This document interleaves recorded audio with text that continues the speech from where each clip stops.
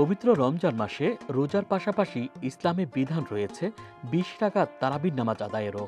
এছাড়া রমজান মাসে অধিক সওয়াব লাভের আশায় বেশ কিছু নফল ইবাদত করে থাকেন ধর্মপ্রাণ মুসল্লিরা। এর মধ্যে তাহাজ্জুদ নামাজ সবচেয়ে মর্যাদা ও ফজিলতপূর্ণ আমল। কিন্তু বর্তমানে কিছু মানুষ তারাবি ও তাহাজ্জুদ নামাজের মাঝে পার্থক্য না করে তারাবিকে ৮ রাকাত দাবি করে থাকেন, আর তাহাজ্জুদ ও তারাবির নামাজ এক, এমন ধারণার জন্ম দিয়েছেন আহলে হাদিসের ইমাম ওবায়দুল্লাহ মুবারকপুরী ও হানাফি মতাদর্শের আল্লামা কাশমিরী।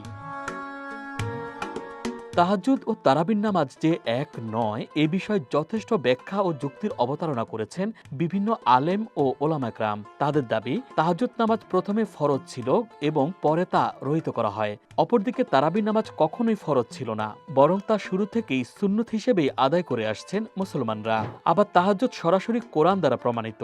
ইসরা হাদিসের ৭৯ নং আয়াতে মহান আল্লাহ ইরশাদ করেন, রাতে তাহাজ্জুদের নামাজ আদায় করুন অতিরিক্ত কর্তব্য হিসাবে, যাতে আপনার প্রতিপালক আপনাকে মাকামে মাহমুদে পৌঁছিয়ে দেন। অপরদিকে তারাবি নামাজ সুন্নাহ দ্বারা প্রমাণিত।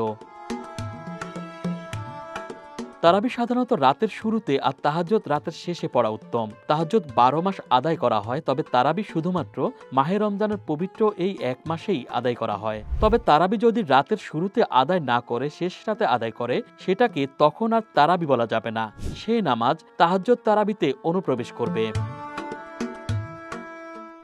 তাহাজ্জুদ মক্কাতেই ফরজ হয়েছিল, পরে তা রহিত হয়, কিন্তু তারাবি সুন্নাতের মর্যাদা পায় মদিনাতে শাবান মাসের ১০ম হিজরিতে। তাই তারাবি আর তাহাজ্জুদ কোনোভাবেই এক হতে পারে না। আবার তারাবি প্রকাশ্যে পড়া উত্তম, আর তাহাজ্জুদ গোপনে পড়াই বেশি মর্যাদাপূর্ণ, কারণ তারাবি শিয়ারে রয়েছে ইসলাম আর তাহাজ্জুদ শিয়ারে রয়েছেন আউলিয়া।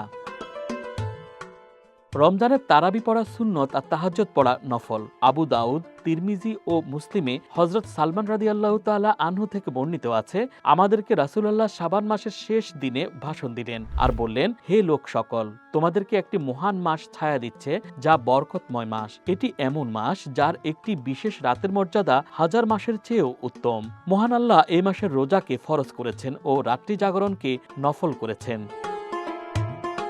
সাধারণ আলিমগণ বলেন, তারাবি ও তাহাজ্জুদ দুটি আলাদা নামাজ, যদিও উভয়ের গুণাবলী ভিন্ন।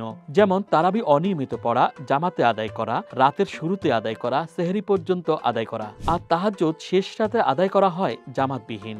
নামাজগুলোকে গুণাবলীর ভিন্নতার কারণে ভিন্ন নামাজ বলা উচিত নয়, বরং তা একই নামাজ। যদি শুরুতে আদায় করা হয় তা তারাবি, আর যদি শেষে আদায় করা হয় তা হয় তাহাজ্জুদ। Dhaka express, news desk.